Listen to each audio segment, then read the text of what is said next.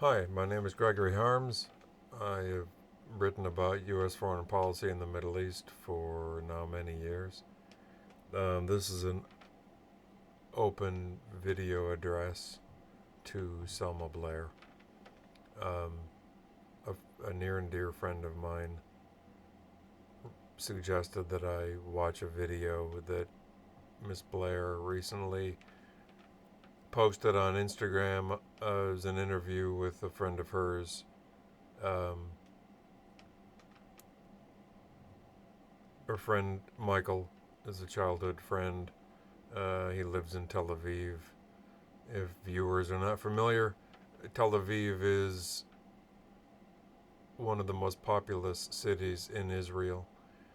Um, it's considered the economic center of the country. It's about halfway up on the Mediterranean side. I've been there. It's a nice city. Um,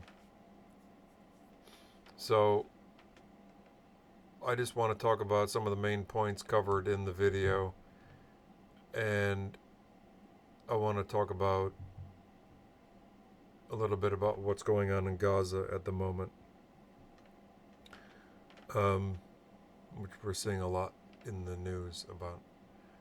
Um, so this friend of mine, let's let's call her Kate, uh, over a dish of delicious seafood pasta at La Dolce Vita in Plainfield, Illinois, which is just south of Chicago.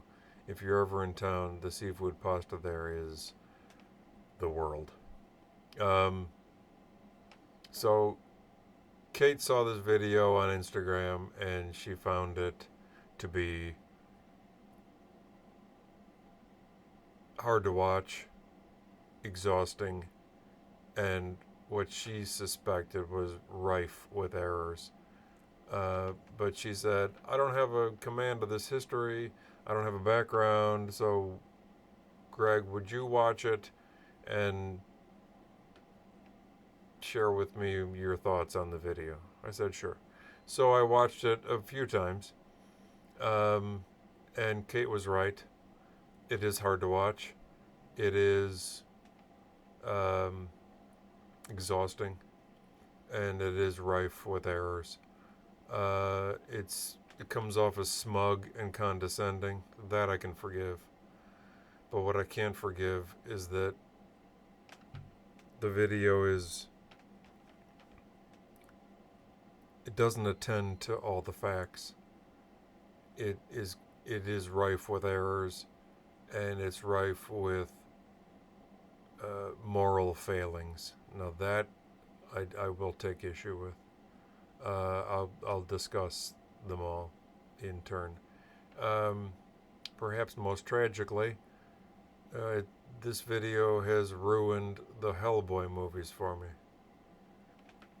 Because now, when I watch the Hellboy movies, I'm just gonna, when I see Selma Blair on the screen, I'm just gonna think about this video. So that's perhaps the most tragic aspect of this story, is I can't watch those movies anymore. My burden to bear. So, right out of the gate, Miss Blair talks about Israel has not been allowed to live in peace and tranquility, that the Jews founded their own country and then unfairly it's been denied peace and tranquility. This is partially accurate. Um, Israel, this does apply to the Israeli people. The Israeli people have been forced to live with political tensions, one conflict after another. The country now has security concerns, which I'll discuss in a moment. Um, this does not apply to the Israeli state.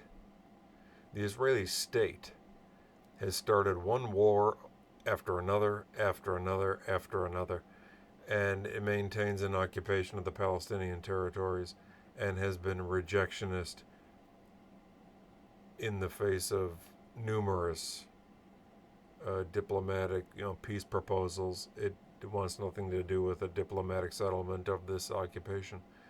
It wants, yeah, sure, it wants peace. It wants peace on its terms. Like all countries, they want peace on their terms. Uh, but that's not wanting peace. That's different. So then Miss Blair curiously seems to conflate support of the Palestinian cause with support for Hamas. Um,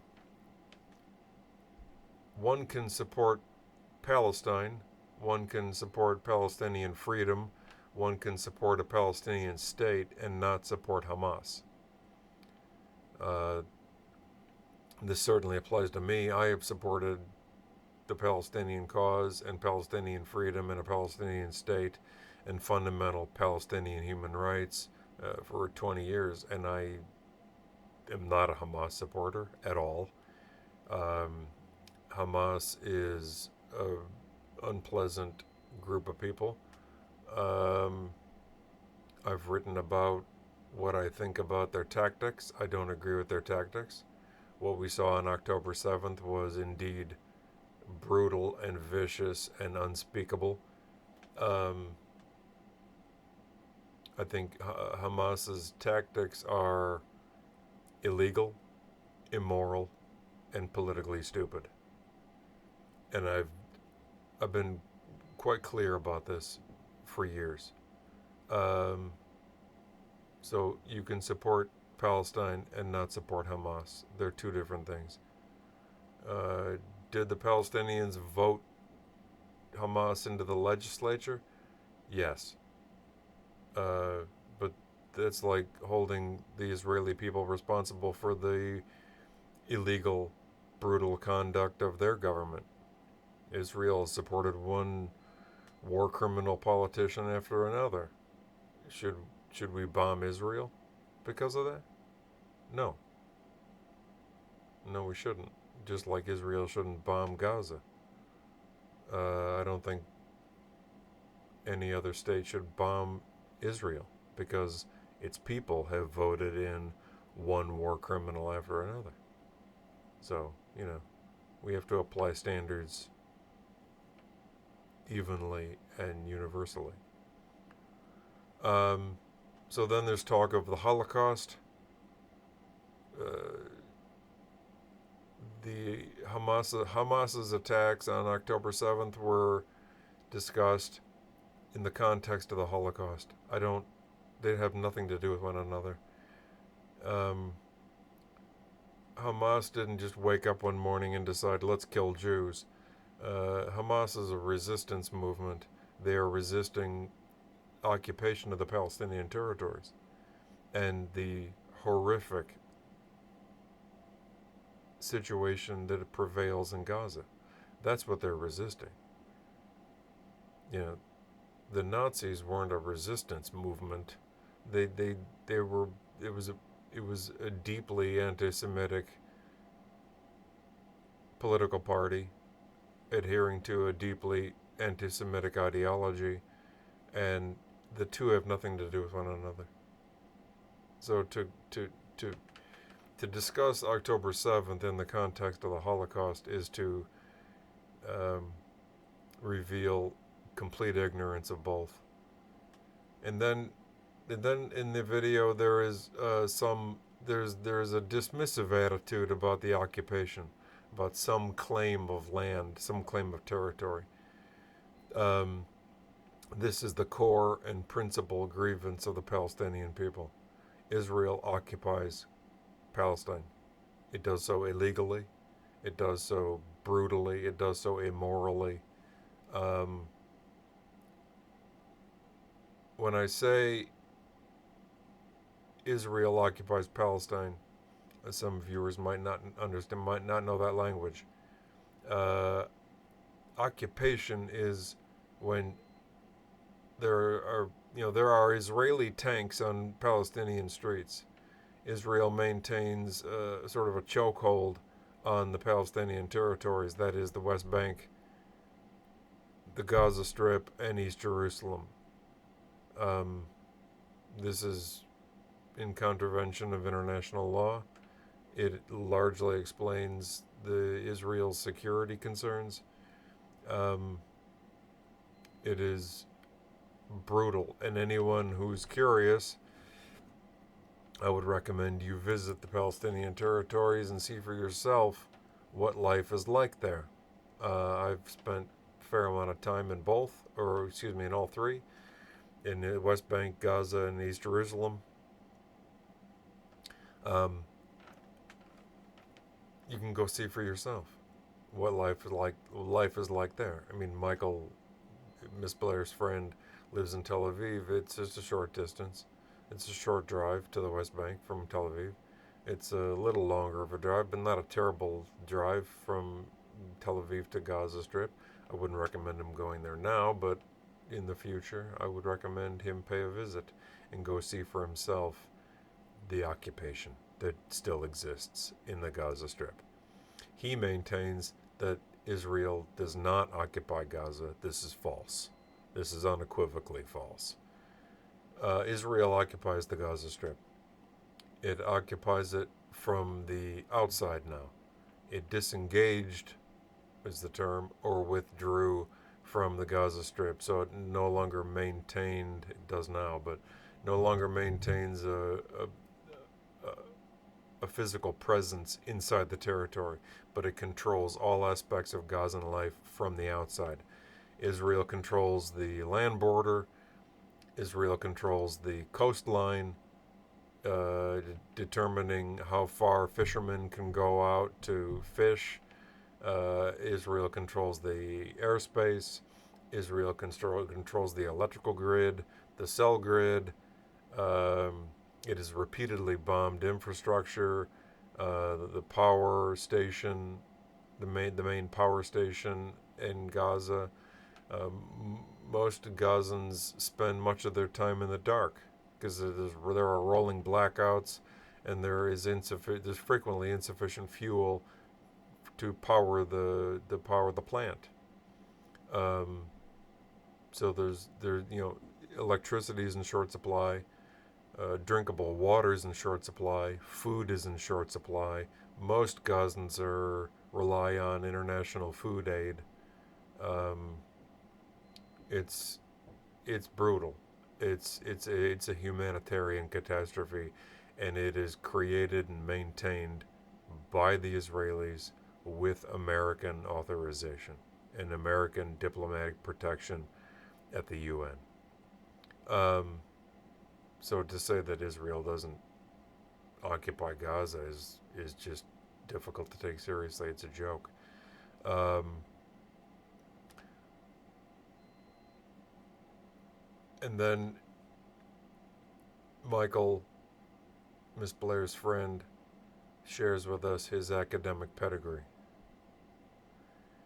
He says that he holds a degree in, I think, Near Eastern Studies or something at the University of Michigan. Now, see what you made me do? Now who's being smug and condescending? But in my own defense, I just don't take those things seriously. I don't take seriously the degrees one holds. I don't take seriously where someone went to school. I couldn't care less.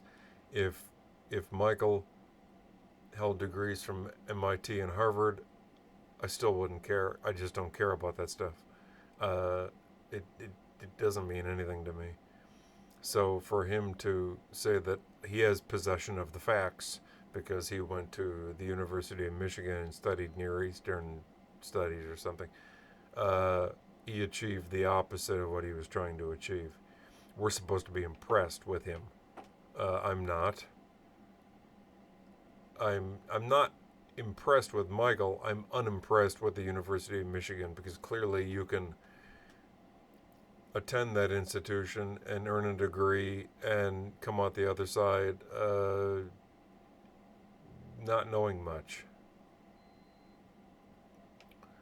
So if someone from the University of Michigan's watching this video and you're upset by my comments, yeah, I still don't care.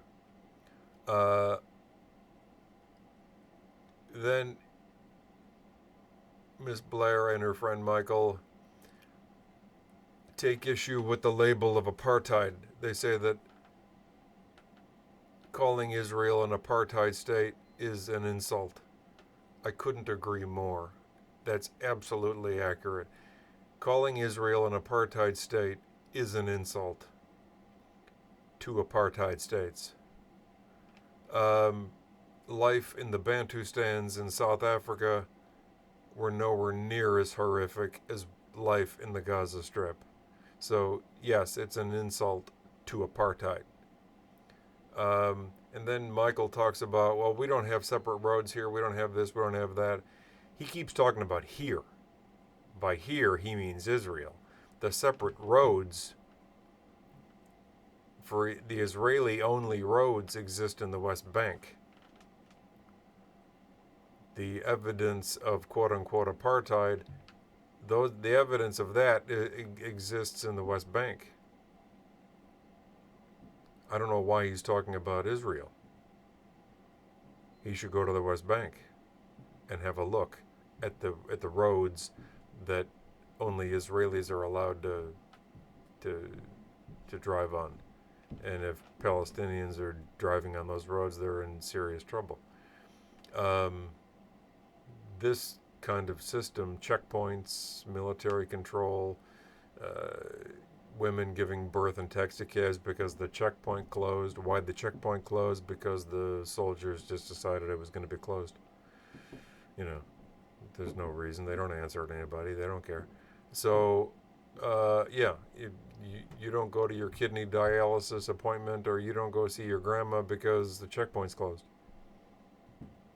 This is the reality that exists in the West Bank.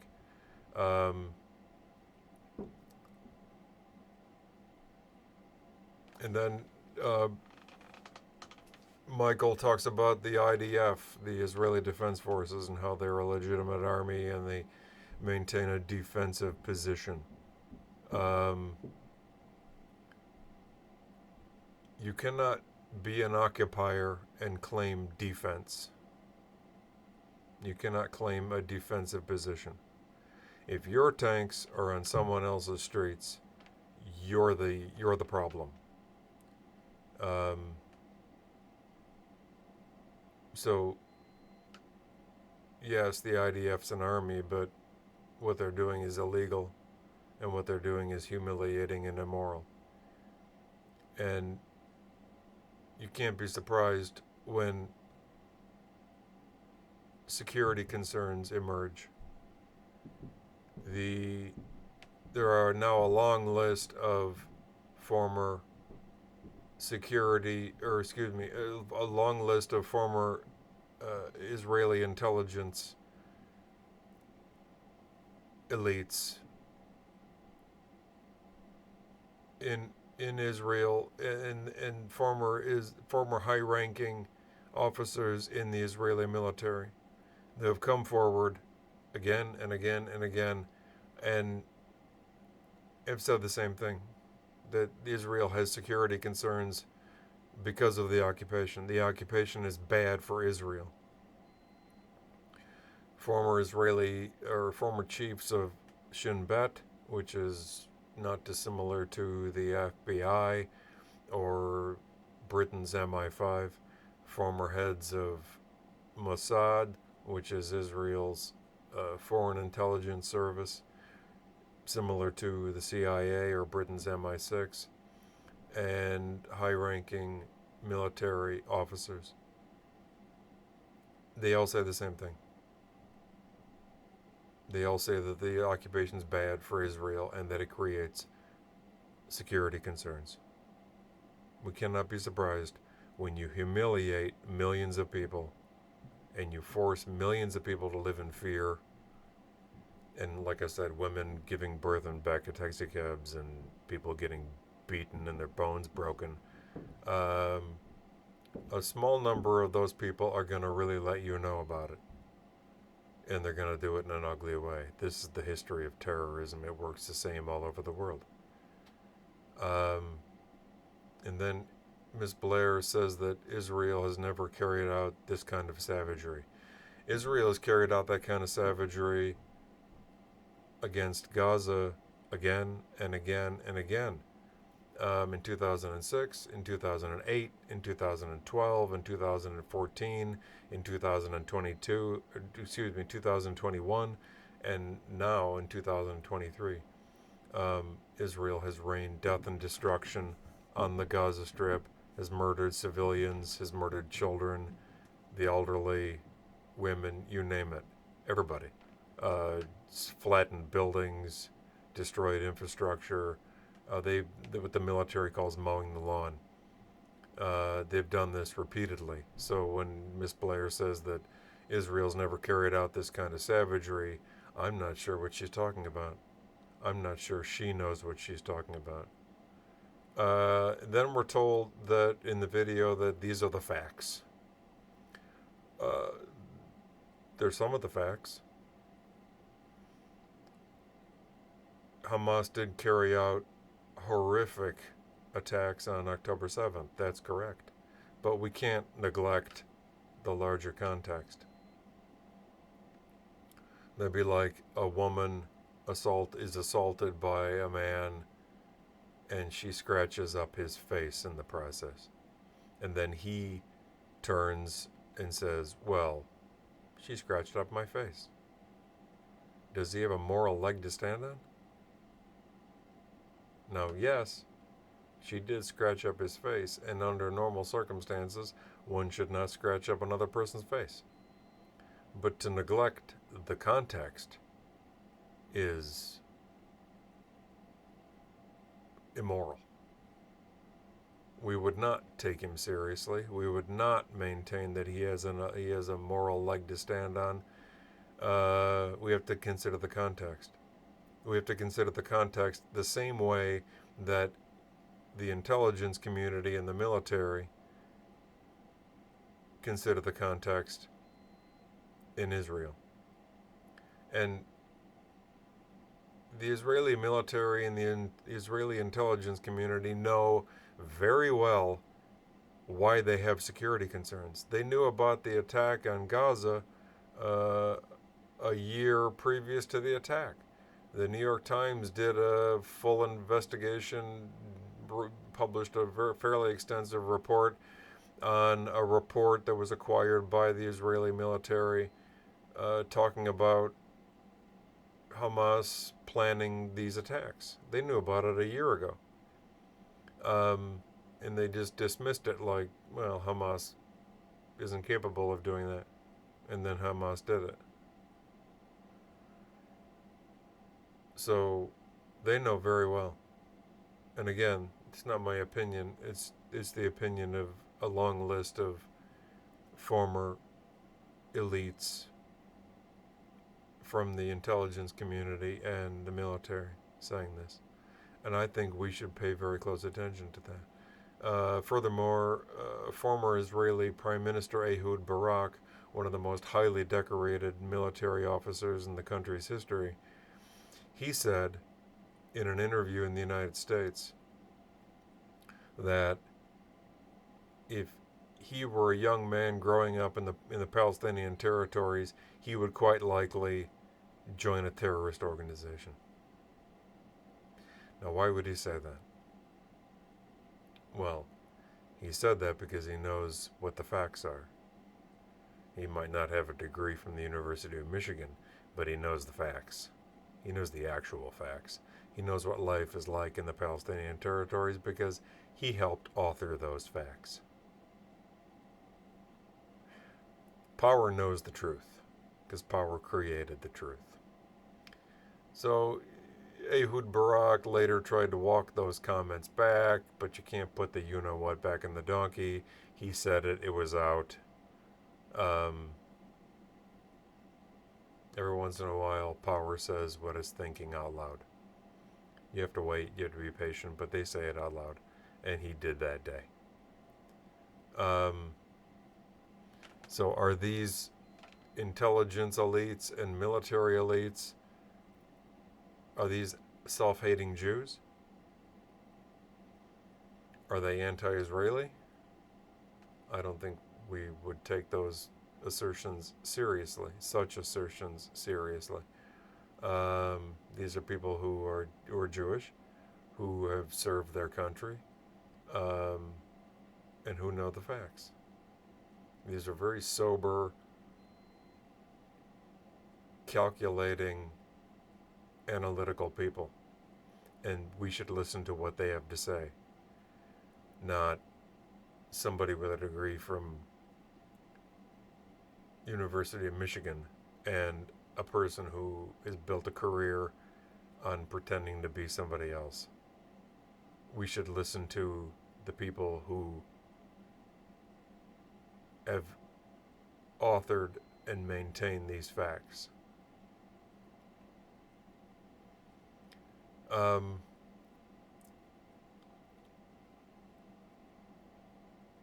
Selma Blair talks about the psychological warfare being conducted by Hamas. Talks about the effect on Israel's children, but there's no discussion in the video of the effect on Gaza's children. Israel has killed over 5,000 children in Gaza since October 7th. One of the most heartbreaking things I've read about that is that parents in Gaza are writing their children's names on the child's arm like in a marker or something. So if the child ends up in the hospital, the people at the hospital can identify the child. Now, you got a 5-year-old in the hospital, covered in concrete dust and ash and blood, who's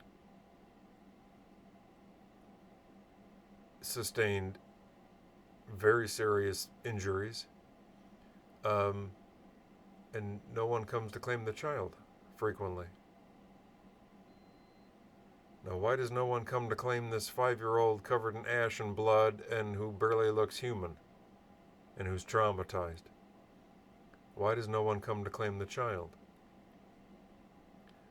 That's because everybody's dead.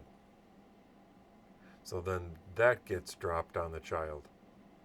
That the parents, the grandparents, the siblings, everyone's dead. Now, is there any discussion of this in Miss Blair's video? No.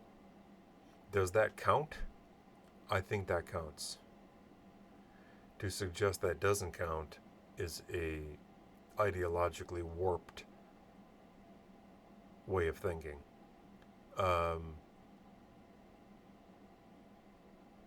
When I read that, I couldn't get that image out of my head. I still have that image in my head. I have the luxury of just having the image in my head in an abstract kind of way. I don't have to live through what that 5-year-old is living through. I suppose the view is very different from Tel Aviv or California. So then Michael, Miss Blair's friend, makes a comment near the end of the video about weapons. He says that if you took Israel's weapons away, there'd be no Israel the next day or something like this. And that if you took Hamas's weapons away, you'd still have Hamas. So it's coded language. What Michael is saying is that Israel lives in a rough neighborhood. We've heard this for decades. It's nonsense. Israel's neighbors live in a rough neighborhood because of Israel. It's very easy and accepted to say that the Arabs are violent and that the Israeli Jews are enlightened and above it all. This is racist. This is nonsense. This is a misreading of history. It's inaccurate and it's immoral. Israel, like I said earlier, has started one war after another. It maintains an occupation. It maintains a rejectionist position in the face of diplomatic initiatives. Israel doesn't live in a rough neighborhood. Israel is the rough neighborhood. And it's Israel murdering Palestinian Gazan children. And this is why Israel has security concerns. So, Miss Blair, if you're listening, from one MS patient to another, I hope you read something about this topic very soon. I've read your book. Perhaps you could read one of mine.